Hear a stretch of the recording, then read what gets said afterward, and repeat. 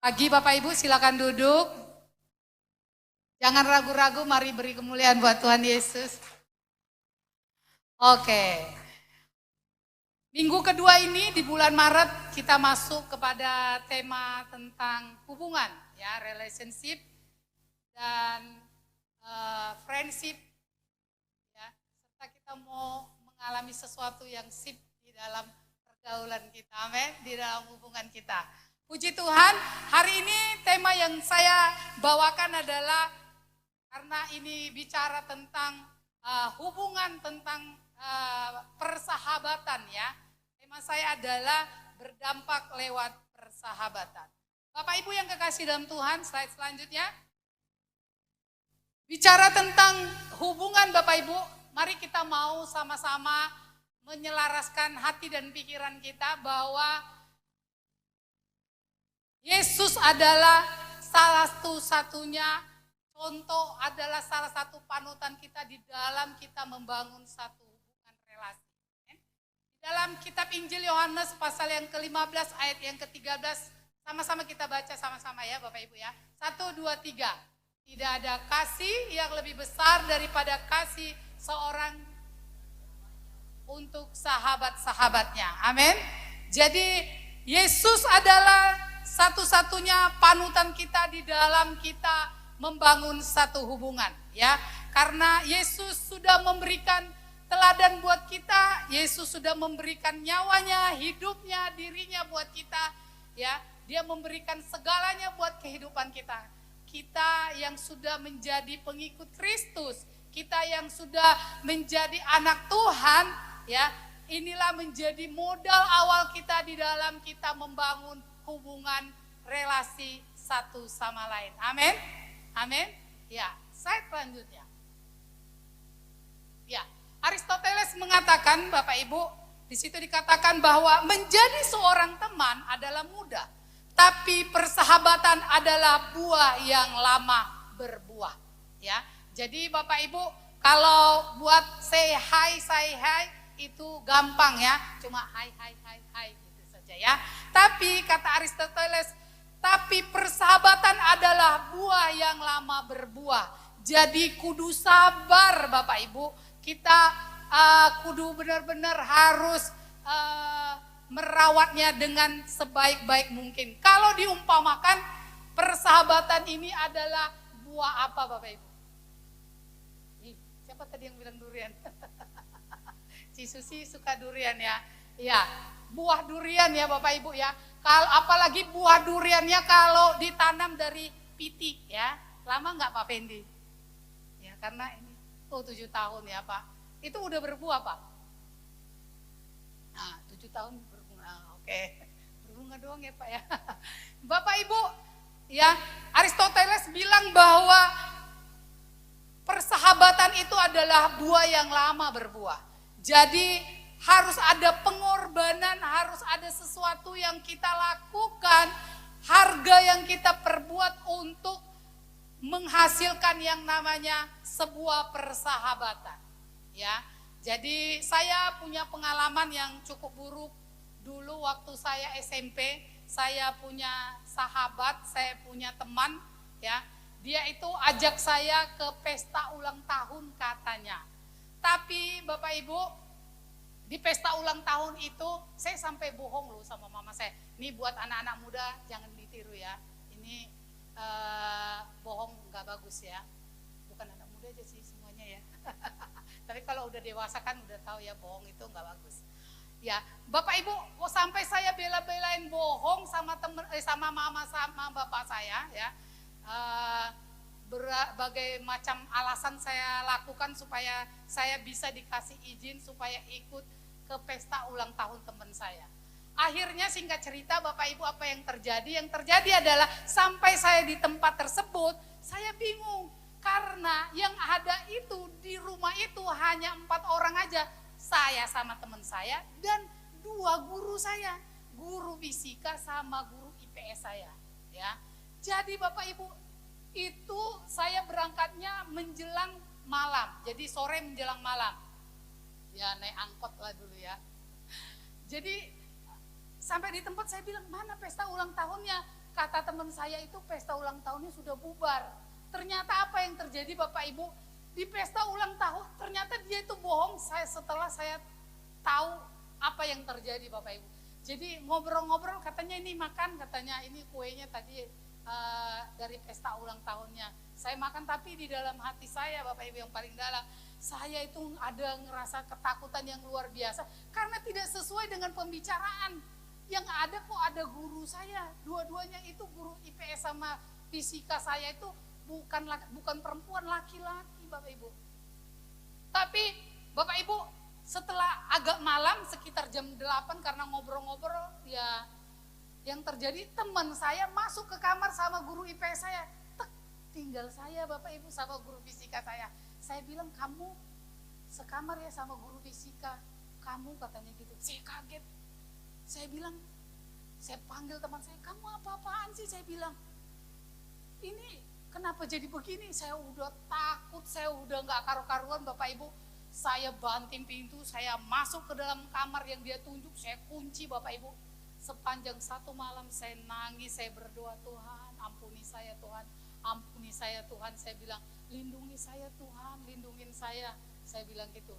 Ya kemurahan Tuhan, kebaikan Tuhan dari segala kesalahan saya Bapak Ibu yang terjadi. Saya akhirnya pagi saya buru-buru pulang, saya bilang sama teman saya, kamu itu kenapa begitu ya, saya bilang gitu. Akhirnya Bapak Ibu ya singkat cerita kedua guru saya itu dikeluarkan karena saya ngelapor kepada kepala sekolah.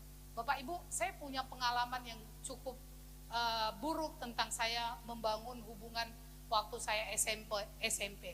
Tapi Bapak Ibu itu tidak menjadi luka yang saya biarkan dalam kehidupan saya dalam membangun hubungan ya. Karena teman itu adalah teman yang cukup dekat sama saya, jadi jalan bareng, kalau makan istirahat bareng gitu ya. Tapi saya enggak larut dalam masa lalu yang seperti itu. Jadi banyak hal yang mungkin diantara Bapak Ibu yang di dalam membangun hubungan jatuh bangun. Membangun hubungan itu Bapak Ibu bukan bicara kepada orang lain aja ya.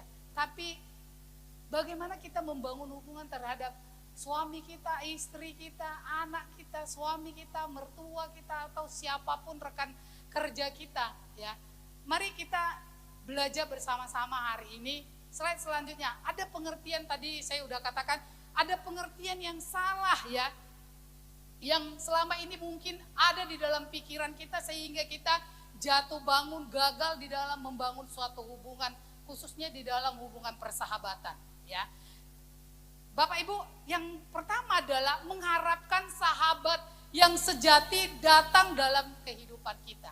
Ya, jangan berharap kucuk-kucuk Bapak Ibu ada sahabat sejati yang datang dalam kehidupan kita menjadi sahabat sejati dalam kehidupan kita. Ya, itu perlu dibangun, perlu ada satu harga yang perlu kita bayar sehingga kita memiliki satu relasi, satu hubungan, satu persahabatan di dalam kehidupan ini. Jangan kita mengharapkan ada sahabat yang tiba-tiba datang dalam kehidupan kita. Slide selanjutnya. Firman Tuhan bilang, slide selanjutnya. Firman Tuhan bilang di dalam Lukas 6 ayat 31. Dan sebagaimana kamu kehendaki supaya orang perbuat kepadamu, perbuat jugalah demikian kepada mereka. Yang sebenarnya adalah kita menjadi sahabat yang baik terlebih dahulu buat orang lain. Amin. Jadi kita yang harus terlebih dahulu melakukan tindakan hal tersebut. Apalagi kita yang sudah mengalami kasih Tuhan, ya. Kita yang sudah hidupnya lahir baru, mari kita mau melakukan tindakan hal tersebut Bapak Ibu, ya. Kita yang menjadi sahabat buat orang lain, kita yang membangun persahabatan tersebut, ya. Bapak Ibu, kalau bicara tentang hubungan, bicara tentang persahabatan, ya, saya itu selalu antusias Bapak Ibu. Karena salah satu gaya kepribadian saya itu saya adalah orang intim, ya. Jadi kalau ketemu banyak orang itu saya senang ya, dan sedikit ceriwis ya Bapak Ibu ya, tapi nggak ceriwis banget ya. Jadi diberkati dengan apa yang saya bawakan ini ya. Jadi saya terlebih dahulu membangun sebuah persahabatan, membangun sebuah hubungan. Dimulai dari saya ajak makan, ajak ngobrol ya, Bapak Ibu ya. Jadi saya melihat ada hal yang timbal balik yang akan terjadi. Jadi jangan kita berharap orang lain datang terlebih dahulu dalam kehidupan kita. Lanjut ya. Oke. Ada pengertian yang salah yang berikutnya. Yang kedua adalah mengharapkan orang lain sesuai pikiran kita atau menuntut orang lain. Harusnya dia tidak bicara seperti itu. Harusnya dia tahu, harusnya dia mengerti, harusnya dia menolong saya.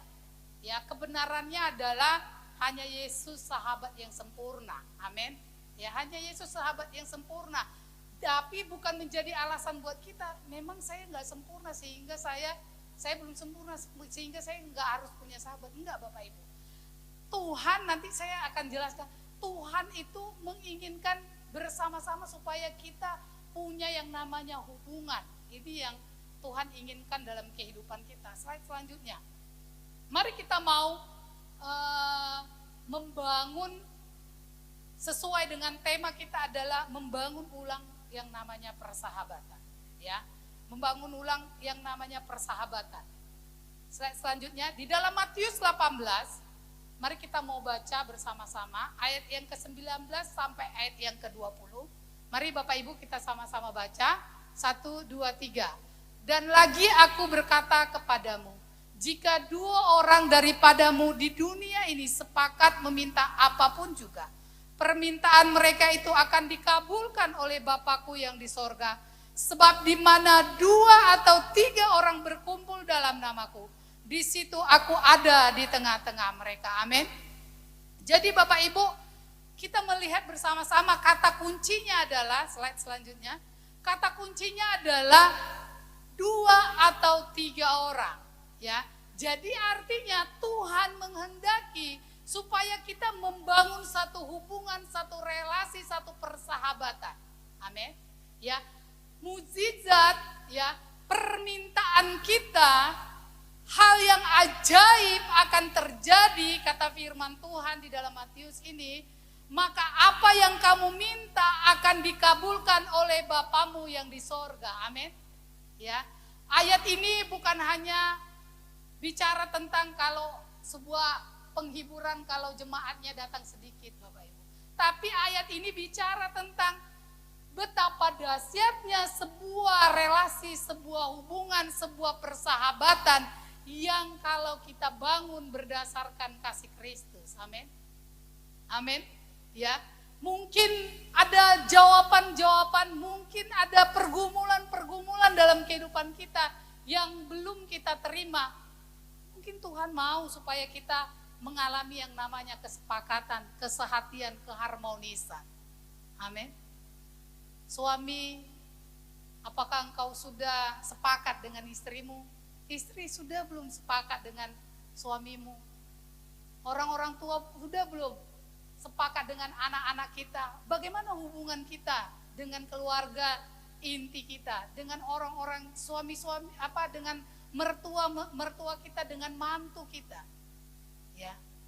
Karena firman Tuhan bilang Allah akan memberikan apapun yang menjadi permintaan kita. Amin. Ini sesuatu yang dahsyat, sesuatu yang luar biasa, ya. Di situ bahkan katanya 2 atau 3 orang berkumpul, di situ ada Allah akan hadir di tengah-tengah kita. Amin. Kalau Tuhan datang kira-kira diam aja enggak? Tuhan pasti melakukan sesuatu. Amin. Ya. Kalau Tuhan datang, Tuhan juga akan memberikan sesuatu yang terbaik dalam kehidupan kita. Jadi Tuhan merindukan supaya kita tidak menjadi orang yang berdiri sendiri. Istilahnya kita hidup tanpa kita ada komunitas, tanpa ada orang-orang yang ada di sekitar kita. Saya katakan bahwa belum ada manusia yang sempurna. Ya. Karena kita ini Bapak Ibu punya kelemahan, kekurangan masing-masing. Ya, ada teman saya, ada sahabat saya yang bawaannya itu baper gitu ya. Ada loh teman saya yang gitu. Ya, Tapi saya berusaha pendekatannya berbeda ya. Kalau yang baper pendekatannya berbeda. Saya suka bawa dia berdua saja. Kalau dibawa bertiga nanti jadinya nular ke yang lain ya. Tapi ada juga teman saya yang dominan ya. Jadi kalau ngomong itu sedikit agak keras gitu. Jadi walaupun saya bersahabat dengan dia sudah cukup lama ya, jatuh bangunlah persahabatan ya. Pernah kita diaman ya. Diaman hampir berapa lama begitu. Terus dia bilang, dia chat saya, dia bilang, Rip kayaknya ada sesuatu deh katanya di antara kita berdua. Mesra ini perempuan ya, persahabatan saya sama perempuan. Saya bilang iya, kok kayak saya juga ngerasa ada sesuatu. Tapi nggak ada sesuatu yang diributkan ya, tapi kayak miskomunikasi aja karena bicaranya aja gitu ya. Jadi ya kita selesaikan, ya kita selesaikan. Ya kita ngobrol lagi. Jadi Bapak Ibu, kita jangan mengharapkan kita itu maunya kita ya. Kita memaksakan kehendak kita karena kita memang didesain dengan beragam budaya yang berbeda. Kita bertemukan budaya ya dengan orang tua yang berbeda, dengan pendidikan latar belakang yang berbeda, ada banyak begitu perbedaan. Kita dengan anak kita yang kita lahirkan aja ini ibu-ibu, jalan nggak? Wanda sama anaknya, ada kan? Kadang-kadang nggak sejalan, ya kan? Kita sama suami kita yang kita hidup, yang kita lihat kalau pagi ya dan malam karena kan siangnya kerja ya. Jadi yang kita hidup bertahun-tahun, ada yang berpuluh-puluh tahun gitu ya. Maksudnya enggak selalu sama, enggak selalu mulus ya. Tapi kita bilang enggak sedikit cerai enggak. Jadi kita mau menerima sama juga kita seperti menerima teman orang lain dalam kehidupan kita. Jadi Bapak Ibu, ini sesuatu yang dahsyat ya. Kita mau, kata kuncinya tadi adalah 2 atau 3 orang. Jadi Tuhan mau pakai setiap pribadi-pribadi, setiap keluar anak kita, setiap suami kita, ya relasi kita, orang-orang yang ada di tempat ini ya, itu adalah kata kuncinya kalau kita mau melihat doa kita, salah satu doa kita dijawab. Dan yang kedua adalah kata kunci adalah bersepakat. Ya. Bersepakat ini kalau ada yang namanya kesehatian ya jangan ngumpul-ngumpul buat gosip doang Bapak Ibu. Tapi kita mau sepakat buat sesuatu hal, buat pergumulan-pergumulan ya. Kadang-kadang dalam kehidupan ini walaupun kita enggak selalu doa bersama-sama, tapi kita berdoa berbarengan itu ada sesuatu yang lebih menguatkan, lebih memberikan kita semangat yang baru gitu ya. Jadi kita mau bersama-sama mau membangun ini dalam kehidupan kita. Yuk Bapak Ibu, kita mau menjadi orang yang terbuka ya. Kita mau menghargai orang-orang yang ada di sekitar kita. Ya mungkin mereka adalah orang-orang yang Tuhan pakai untuk melakukan sesuatu yang baik dalam kehidupan kita ya. Selanjutnya saya mau memberikan contoh ya. Kita sama-sama tahu bahwa di dalam Keluaran pasal yang ke-17 ayat yang ke-12 sampai ayat yang ke-13 itu bicara tentang bagaimana orang Israel bertempur melawan Amalek waktu itu ya. Jadi kalau Harun dan Hur menopang kedua tangan daripada Musa, maka kemenangan itu terjadi buat orang Israel. Jadi ini adalah sebuah contoh supaya kita benar-benar meyakini bahwa kita perlu membangun sebuah relasi ya. Ya, dasarnya sebuah relasi, sebuah hubungan yang harmonis, sebuah hubungan yang baik ya. Jadi ketika kesehatian terjadi antara Harun dan Hur, mereka bersehati mengangkat tangan Musa. Walaupun saya tahu waktu Harun dan Hur mengangkat tangan Musa itu juga pasti tangan Harun dan Hur itu juga lelah ya. Tapi kesehatian mereka menyadari bahwa lewat cara simbol inilah mereka mengalami yang namanya kemenangan, ya.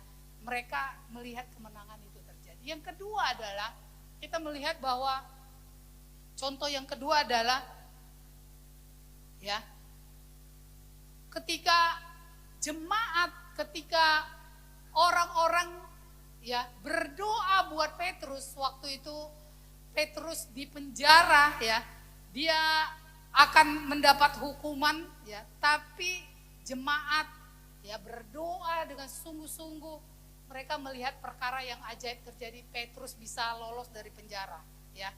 Kalau penjara zaman dahulu nggak seperti penjara sekarang ya Bapak Ibu ya, banyak bisa beli mau penjaranya kelas berapa gitu ya. Kalau penjara zaman dulu itu saya rasa nggak bisa dibeli ya, kecuali beda penjara yang ini, penjara yang itu pasti ada bedanya. Tapi Bapak Ibu, bagaimana kedahsyatan daripada ketika kita bersatu hati, kita bersama-sama bertekun ya, itu ada sesuatu yang luar biasa yang terjadi.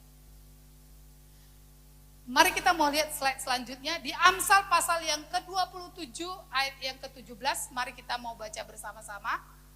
Firman Tuhan mengatakan 1, 2, 3. Besi menajamkan besi, orang menajamkan sesamanya. Bapak Ibu yang kekasih dalam Tuhan, mari kita mau, yang berikutnya adalah kita mau menyadari bahwa besi menajamkan besi, orang menajamkan sesama. Itu adalah salah satu sarana Tuhan supaya kita semakin dipertajam dalam karunia dan kedewasaan kerohanian kita. Amin. Ya. Jadi ketika kita membangun relasi, ada yang namanya perselisihan, ada yang namanya salah paham Bapak Ibu. Ini adalah bagian daripada apa yang firman Tuhan katakan di dalam Amsal 27 ayat yang ke-17 ini. Besi menajamkan besi, orang menajamkan sesamanya. Artinya bukan hanya bicara ketika kita bersentuhan dengan orang kita ada konflik, bukan hanya itu Bapak Ibu.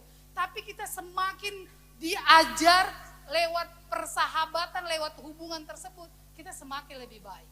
Bapak Ibu, saya bukan mau menceritakan suami saya.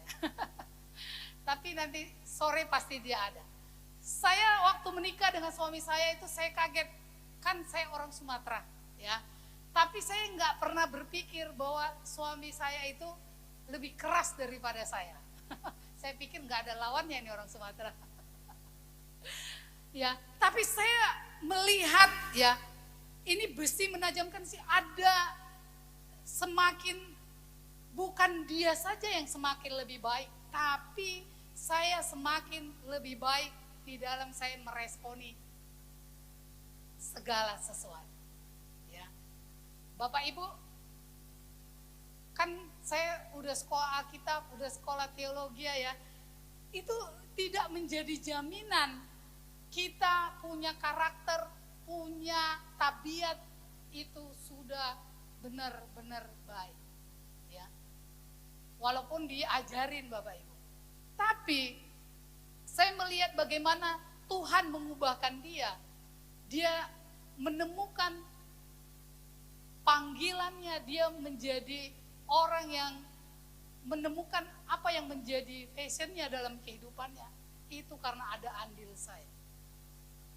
Ya, dan saya juga demikian sebaliknya, ya. Jadi Bapak Ibu, kita mau menyadari bahwa ketika kita bersentuhan, ketika kita membuka diri kita dengan yang namanya hubungan, ya, itu ada dampak yang baik yang akan terjadi. Ya. Jadi jangan Bapak Ibu menutup diri kita. Karena Tuhan sendiri pun di dalam pelayanannya, di dalam setiap kitab Injil, di mana ada Yesus, di situ ada murid-muridnya. Di situ ada orang-orang yang selalu bersama-sama dengan dia. Besi menajamkan besi ini, kita mau menjadi orang-orang Kristen yang semakin dipertajam dalam karunia kita. Beberapa bulan yang lalu ada teman saya juga yang lain, Saya nggak katakan teman, tapi ini lebih daripada teman. Seorang sahabat saya dan dia juga orang yang saya sedang muridkan. Dia telepon saya, dia bilang, saya pingin kuliah. Saya kaget, kamu pingin kuliah kenapa? Saya bilang, kamu kurang sibuk apa? Karena dia juga orang karir, orang bekerja, pulang udah jam 6 sore, dan dia juga aktif di dalam pelayanan, ya. Tapi dia juga mau kuliah. Akhirnya saya ajak ngobrol, kenapa kamu pingin kuliah? Saya bilang, dia bilang, saya pingin peneguhan nih Ripka, dia bilang gitu.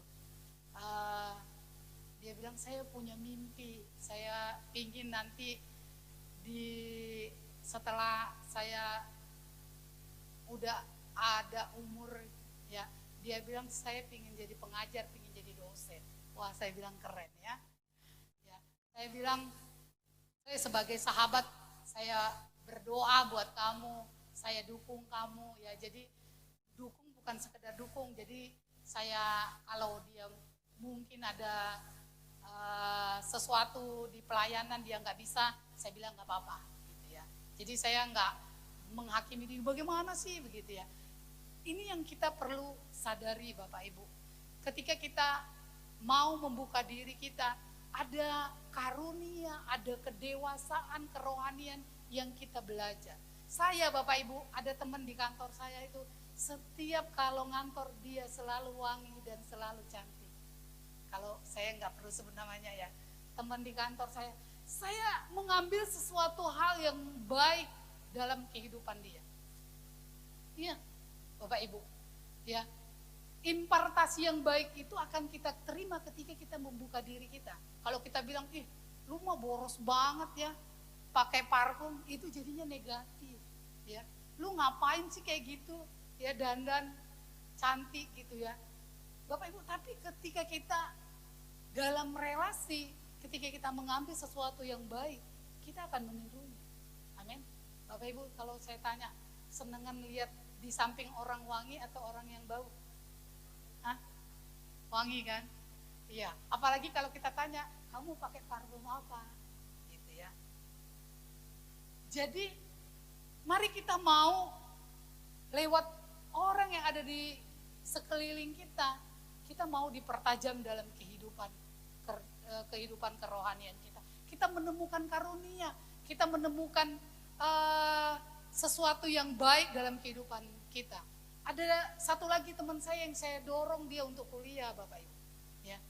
Dia yang pertama kali saya dorong dia untuk kuliah walaupun dia nggak ambil sertifikat ya.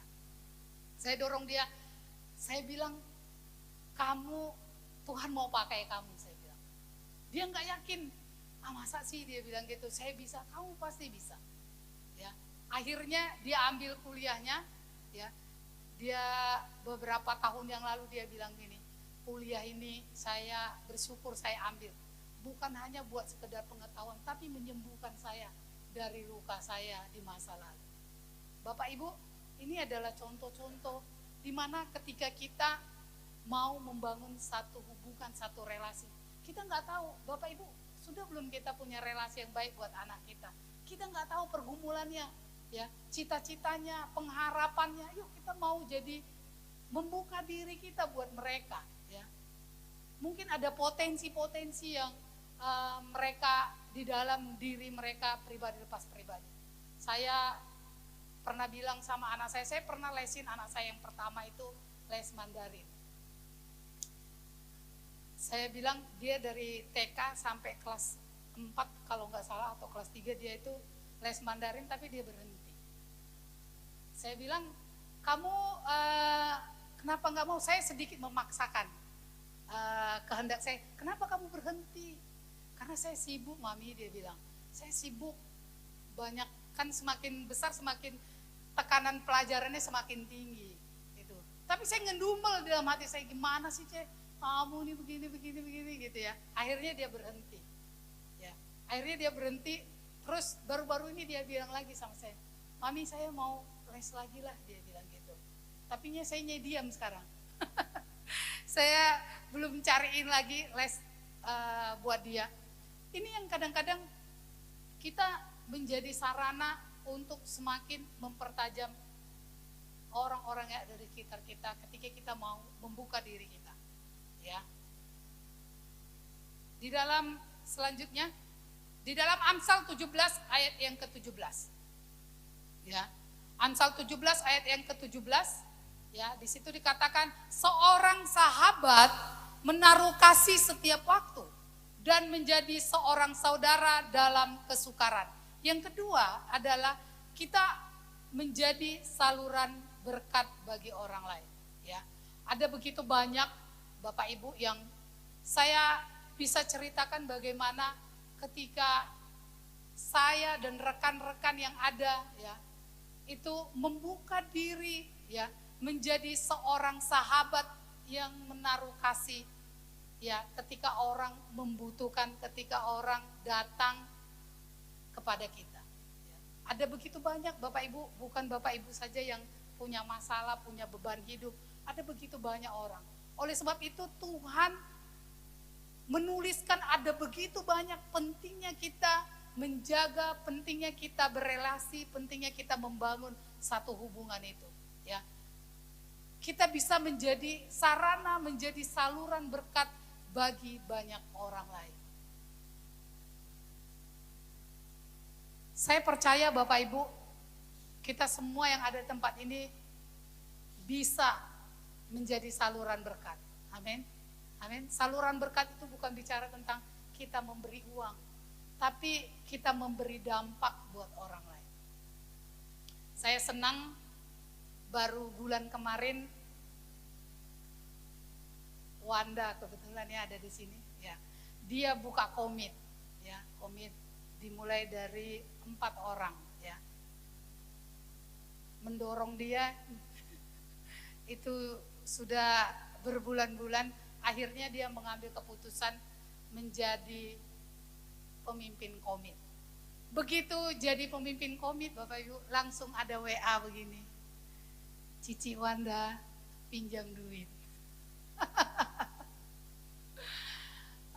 Karena alasan ini itu, ya. Bapak Ibu yang kekasih dalam Tuhan,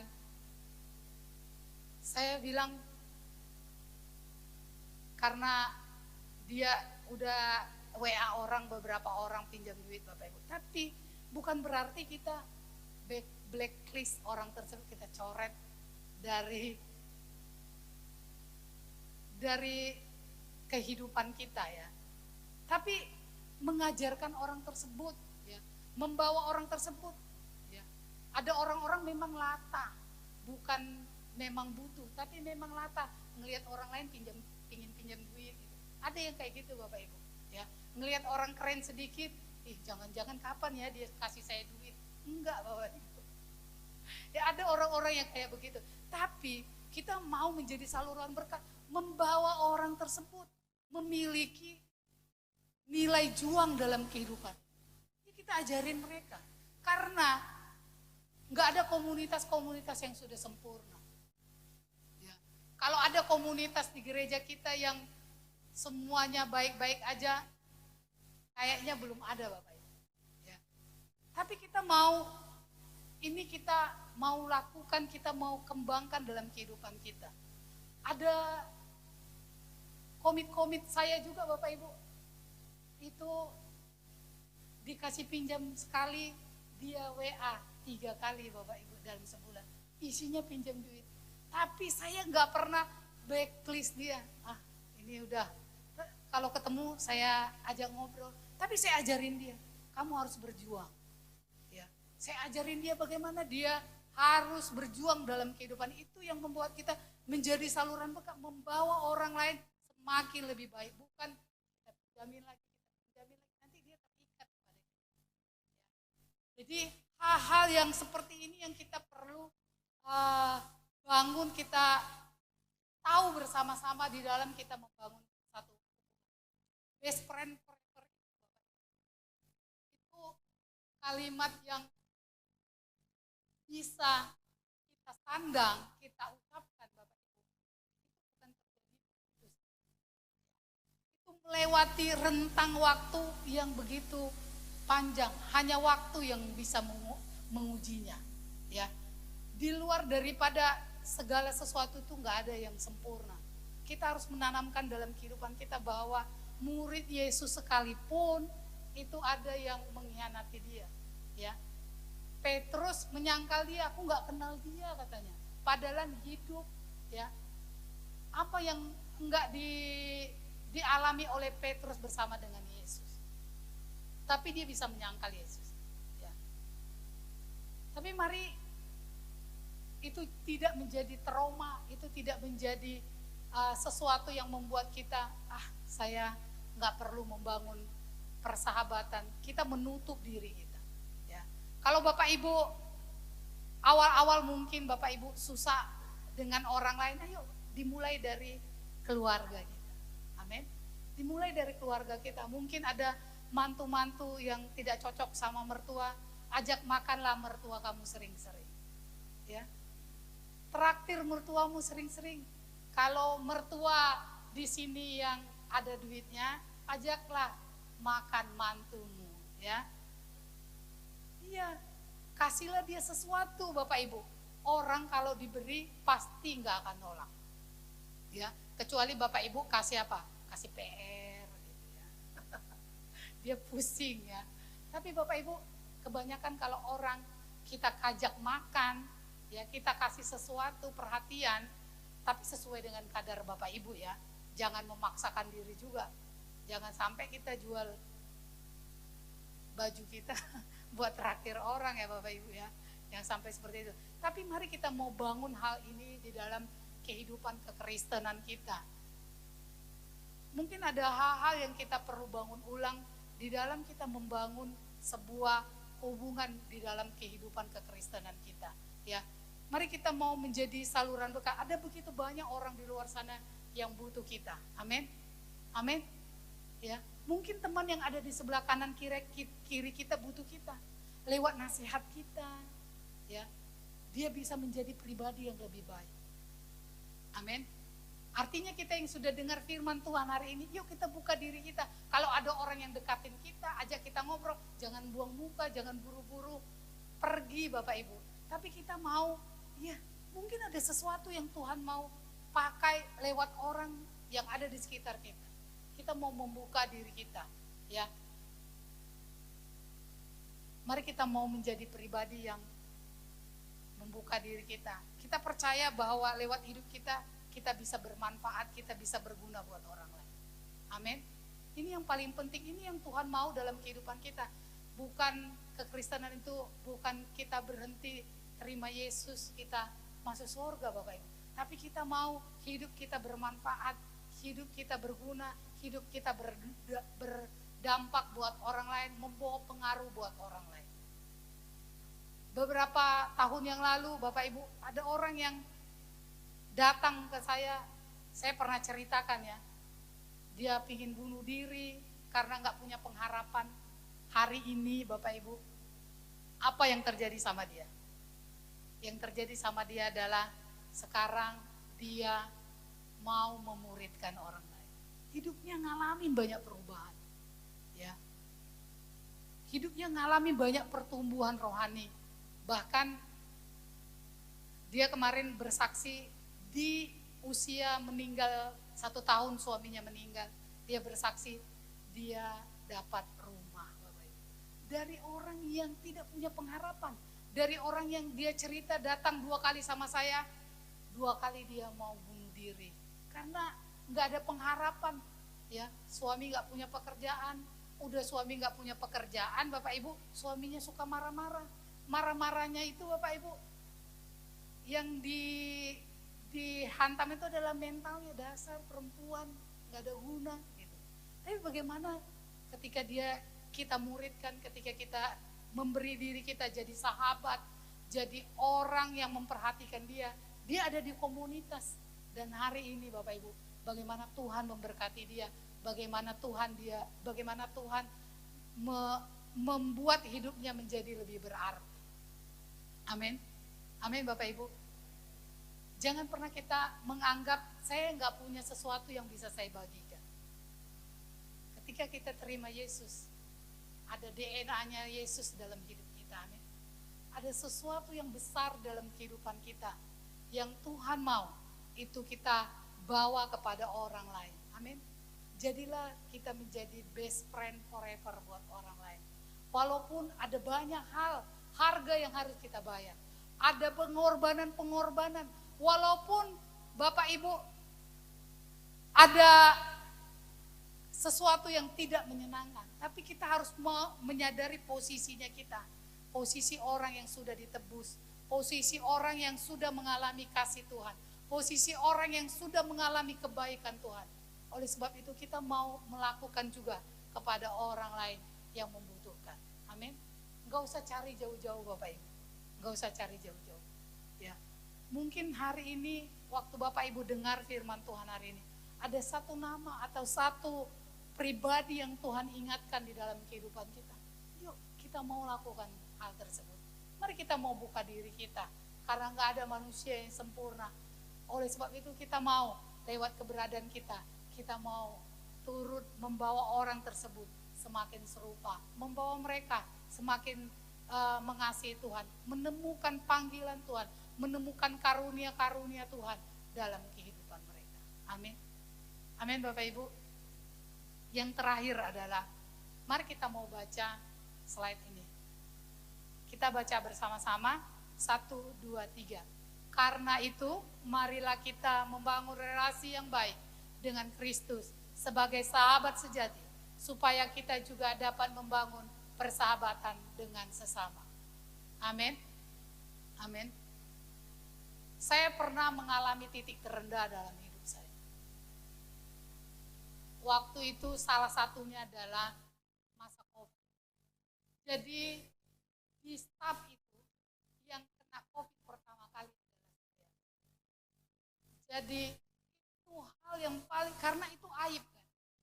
Waktu itu pertama-tama kan aib ya, kena COVID, ya kan? Kena COVID sana-sana lu gitu ya. Udah kayak penyakit ini kusta aja Bapak Ibu ya. Itu adalah hal yang sangat-sangat menyakitkan buat saya pertama kali. Apalagi waktu itu saya disuruh WA grup kepemimpinan. Saya disuruh WA, kasih tahu bahwa kamu kena COVID. Itu sangat menyakitkan hati saya. Ya, karena bagi saya itu aib. Tapi Bapak Ibu, di masa-masa itu, walaupun tubuh saya sehat waktu itu, ya, waktu itu saya nyaris tanpa gejala. Jadi saya dicolok itu posisinya saya sedang bercanda dan saya nggak ngerasa apa-apa. Tapi waktu saya dinyatakan dari antara semua teman saya, cuma saya yang positif, saya langsung pucat di klinik. Saya ingat di klinik Anggrek kalau nggak salah, klinik yang ada di Borobudur Bapak Ibu. Saya langsung pucat, saya langsung menarik diri. Saya sampai tiba-tiba saya ngerasakan saya ngalamin COVID gitu, padahal dari yang nggak kenapa-kenapa ya. Tapi itu adalah salah satu di mana saya ngerasa kok saya kena ya, kok begini ya, kok kayak nggak ada perlindungan Tuhan, nggak ada penjagaan Tuhan atau bagaimana gitu. Tapi masa itu saya ingat, saya ngerasa kok kayaknya sakit banget gitu. Kok kayaknya Tuhan kenapa nggak lindungin saya gitu. Tapi Bapak Ibu, saya melihat bagaimana Tuhan menghiburkan saya lewat sahabat-sahabat, lewat orang-orang yang ada di dekat saya. Yang tanya, kamu hari ini bagaimana? Sehat? Gitu ya. Kamu bagaimana hari ini? Sakit loh Bapak Ibu, kalau kita sakit itu nggak ada yang menolong kita, sekedar nanya aja.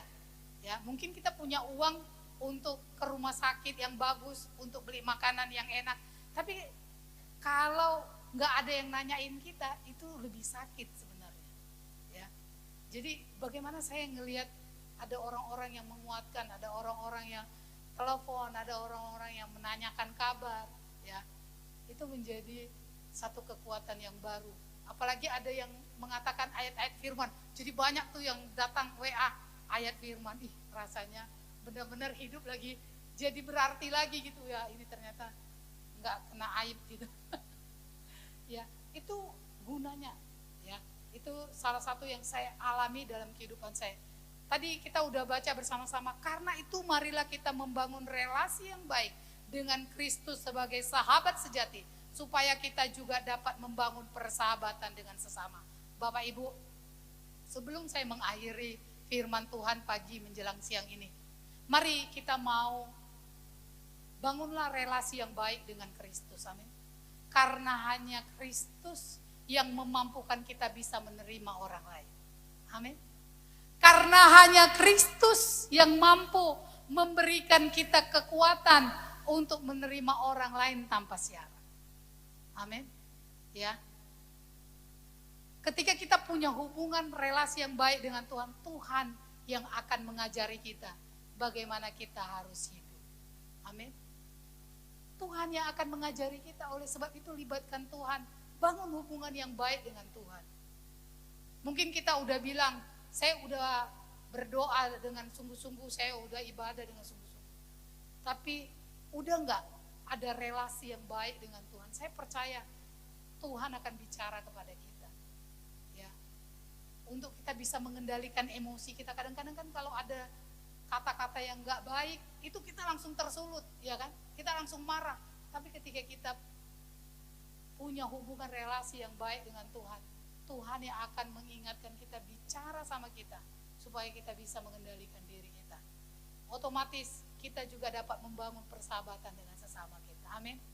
Amin.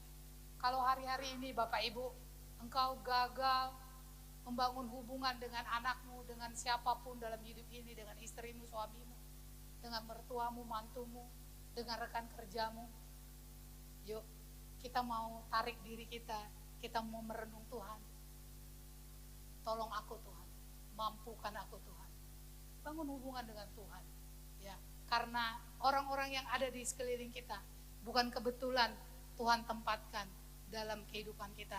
Kita mau belajar melakukan praktek kasih, melakukan praktek pengampunan dalam kehidupan kita, sehingga kita melihat ada banyak orang yang semakin serupa Kristus, ada banyak orang yang semakin hari semakin diperbarui dalam kehidupannya. Amin. Membangun persahabatan, hubungan itu Bapak Ibu bukan untung apa ya buat saya semata Bapak Ibu, tetapi kita menjadi saluran berkat, membawa perubahan, membawa pengaruh, membawa Injil kepada orang lain. Lewat hidup kita orang lain bisa melihat, oh iya ya, begini ya cara Yesus, begini cara memaafkan, begini cara ya melakukan, mempraktekkan firman lewat orang-orang yang ada sekeliling kita. Amin.